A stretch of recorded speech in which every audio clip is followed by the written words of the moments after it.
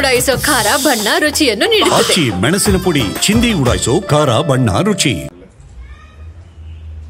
ನನಗನ್ಸುತ್ತೆ ಈ ತರದ ಘಟನೆಗಳು ಸಿದ್ದರಾಮಯ್ಯನವರು ಕಳೆದ ಬಾರಿ 2013ರಲ್ಲಿ ಅವರೇನು ಅಧಿಕಾರ ತಗೊಂಡ್ರು, ಆಗಲೂ ಸುಮಾರು 36 ಹಿಂದೂ ಕಾರ್ಯಕರ್ತರ ಕೊಗ್ಗಲೆಯನ್ನ ಈ ISI ಏಜೆಂಟ್ಗಳು, KFD ಅವರು, ಪಾಪ್ಯುಲರ್ ಫ್ರಂಟ್ ಈ ತರ ಸಂಘಟನೆಗಳು ಮಾಡಿದ್ರು. ಇದಕ್ಕೆಲ್ಲ ಮೂಲ ಕಾರಣ ಪಾಕಿಸ್ತಾನ ಜಿಂದಾಬಾದ್.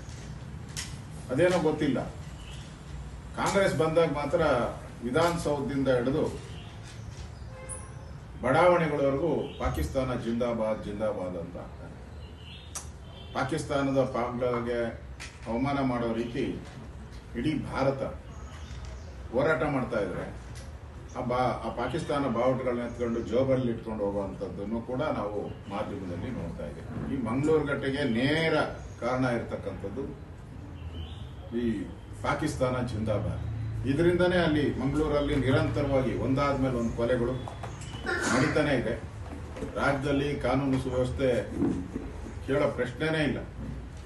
ನಾವು ಪದೇ ಪದೇ 100 ಸರಿ 1000 ಸರಿ ಹೇಳಿದ್ರಿ, ಕೇಳಿದ್ರೆ ಲೆಕ್ಕ ಕೊಡ್ತಾರೆ. ನಿಮ್ಮ ಕಾಲದಲ್ಲಿ ಎಷ್ಟಾಯ್ತು, ನಮ್ಮ ಕಾಲದಲ್ಲಿ ಎಷ್ಟಾಯ್ತು. ಈ ಅಂಕಿಅಂಶಗಳನ್ನ ಕೊಡುವಂತ ಹೀನ ಸರ್ಕಾರ ಇದು.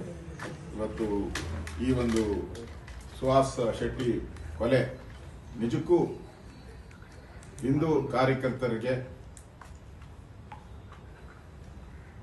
ಎಲ್ಲೆಲ್ಲಿ ಸಿಗ್ತಾರೋ ಅಮಾಯಕರ ರೀತಿ ಅವ್ರನ್ನ ಕೊಲೆ ಮಾಡುವಂಥದ್ದು, ಅವ್ರ ಹತ್ರ ಯಾವುದೇ ಆಯುಧ ಇಲ್ಲ ಅಂತೇಳಿ ಗೊತ್ತಾದ ಮೇಲೆ ಅಟ್ಯಾಕ್ ಮಾಡಿರುವಂಥದ್ದು. ಅದನ್ನ ಮಾಹಿತಿ ಕೊಟ್ಟವರು ಯಾರು? ಮಾಹಿತಿ ಕೊಟ್ಟಿದ್ದರಿಂದನೇ ಇವರು ಕೊಲೆಯನ್ನ ಮಾಡಿದ್ದಾರೆ, ಬರ್ಬರವಾಗಿ ಮಾಡಿದ್ದಾರೆ. ಇದರಿಂದ ಇವತ್ತು ರಾಜ್ಯದಲ್ಲಿ ಈಗ ಕಾಂಗ್ರೆಸ್ ಸರ್ಕಾರ ಒಂದ್ ಕಡೆ ಸಿದ್ದರಾಮಯ್ಯನವರು ಯುದ್ಧ ಬೇಡ ಅಂತ, ಪಾಕಿಸ್ತಾನ ಪಾಪ ಪಾಕಿಸ್ತಾನ ಅಂತಾರೆ, ಇನ್ನೊಂದ್ ಕಡೆ ಇಲ್ಲಿ ಪಾಕಿಸ್ತಾನ ಜಿಂದಾಬಾದ್ ಅಂತ ಕೂಗೋರ್ಗೆ ನಾನು ಕ್ರಮ ತೆಗೆದುಕೊಳ್ತೀನಿ ಅಂತಾರೆ. ದೇಶದ್ರೋಹಿಗಳ ಮೇಲೆ ಕ್ರಮ ತೆಗೆದುಕೊಂಡಾಗ ದೇಶದ್ರೋಹಿಗಳ ಮೇಲೆ ಸರಿಯಾದಂತ ಬುದ್ಧಿ ಕಲಿಸುವಂತ, ಅವ್ರಿಗೆ ಗುಂಡಿಡುವಂತ ಒಂದು ಕಾಯ್ದೆ ಬಂದ್ರೆ ಮಾತ್ರ ಈ ದೇಶ ಸುರಕ್ಷಿತವಾಗಿರ್ತೈತೆ. ಇವತ್ತು ಈ ಘಟನೆ ಬಹಳ ಇಡೀ ಹಿಂದೂ ಕಾರ್ಯಕರ್ತರಿಗೆ ನೋವಾಗಿದೆ. ನಾನು ಕೂಡ ಖಂಡಿಸ್ತೀನಿ ಈ ರಾಜ್ಯ ಸರ್ಕಾರದ ವೈಫಲ್ಯ. ಸಿದ್ದರಾಮಯ್ಯನವರು ಇನ್ನೂ ಅದೆಷ್ಟು ಹಿಂದೂ ಕಾರ್ಯಕರ್ತರ ಕೊಲೆಗಳಾಗಬೇಕು ಅಂತ ಬಯಸ್ತಾರೋ ಗೊತ್ತಿಲ್ಲ. ಕ್ರಮ ತೆಗೆದುಕೊಂಡಿದ್ರೆ ಮೊದಲೇ ಆದಾಗ, ನೇಹ ಹತ್ಯೆ ಆದಾಗ, ಲವ್ ಜಿಹಾದ್ ಆದಾಗ ಇವೆಲ್ಲ ಕ್ರಮ ತೆಗೆದುಕೊಂಡಿದ್ರೆ, ಕಠಿಣ ಕ್ರಮ ತೆಗೆದುಕೊಂಡಿದ್ರೆ ಇವೆಲ್ಲ ನಡೀತಾನೆ ಇರಲಿಲ್ಲ. ಕೇಳಿದ್ರೆ ಈಗ ಅದು ಹಿಂದಿನ ದ್ವೇಷದ ರಾಜಕಾರಣ ಅಂತ ಹೇಳ್ತಾರೆ.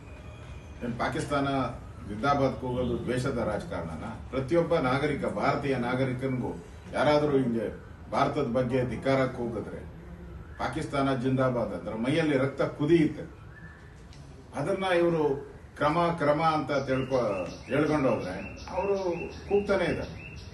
ಅದರಿಂದ ಈಗ ನಾನು ಮತ್ತು ನಮ್ಮ ರಾಜ್ಯದ ಅಧ್ಯಕ್ಷರಾದಂಥ ವಿಜಯೇಂದ್ರ ಅವರು ಆ ಸ್ಥಳಕ್ಕೆ ಮಂಗಳೂರಿಗೆ ಈಗ ತೆರಳ್ತಾ ಇದ್ದೀರಿ. 11:30 ಫ್ಲೈಟ್ ಹೋಗ್ತಾ ಇದ್ದೀರಿ. ನಾವು ಹೋಗಿ ಅಲ್ಲಿ ಈ ಪ್ರತಿಭಟನೆಯಲ್ಲಿ ನಾವು ಪಾಲ್ಗೊಳ್ತಾ ಇದ್ದೀರಿ. ಅವ್ರ ಮನೆಗೂ ಹೋಗ್ತಾ ಇದ್ದೀರಿ. ಅವ್ರ ಮನೆಗೆ ಹೋಗಿ ಅವರ ಕುಟುಂಬದವ್ರನ್ನ ಭೇಟಿ ಮಾಡಿ ಅವರಿಗೆ ಸಾಂತ್ವನ ಹೇಳುವಂಥದ್ದು ಮತ್ತು ಅಲ್ಲಿ ಇಡೀ ಕಾನೂನು ಸುವ್ಯವಸ್ಥೆ ಹದಗೆಟ್ಟಿರೋದ್ರ ಬಗ್ಗೆನೂ ಕೂಡ ಸರ್ಕಾರದ ಗಮನಕ್ಕೆ ತರುವಂತ, ಪೊಲೀಸ್ ಇಲಾಖೆ ಗಮನಕ್ಕೆ ತರುವಂತ ಕೆಲಸವನ್ನ ಮಾಡಿ. ನಿಮ್ಮ ಮಂಗಳೂರು ಬಿಜೆಪಿ ವಿಭಾಗದ ಶಾಸಕರು ಆರೋಪ ಮಾಡ್ತಾ ಇರುವಂತದ್ದು ಪೊಲೀಸ್ ಇಲಾಖೆ